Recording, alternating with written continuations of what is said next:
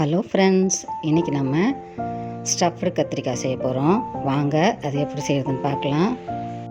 அதுக்கு தேவையான பொருட்கள்: 1/2 கிலோ கத்திரிக்காய், 1/2 கப் தேங்காய் துருவல், ஒரு பெரிய வெங்காயம், 2 டேபிள் ஸ்பூன் சாம்பார் பொடி, 1 ஸ்பூன் சர்க்கரை, சின்ன எலுமிச்சை அளவு புளி, கடுகு 1/2 ஸ்பூன், 1/2 ஸ்பூன் பெருங்காயத்தூள், தேவையான அளவு உப்பு, எண்ணெய் தேவையான அளவு.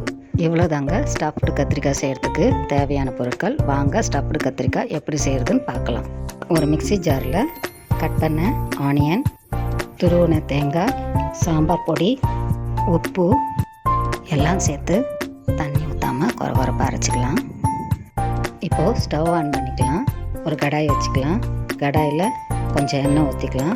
எண்ணெய் காஞ்ச பிறகு கடுகு, பெருங்காயத்தூள் சேர்த்து தாளிச்சிட்டு அரைச்ச விழுதில் சேர்த்த பிறகு திக்காக கரைச்ச புளித்தண்ணி, உப்பு, சர்க்கரை சேர்த்து எல்லாத்தையும் மிக்ஸ் பண்ணிக்கலாம்.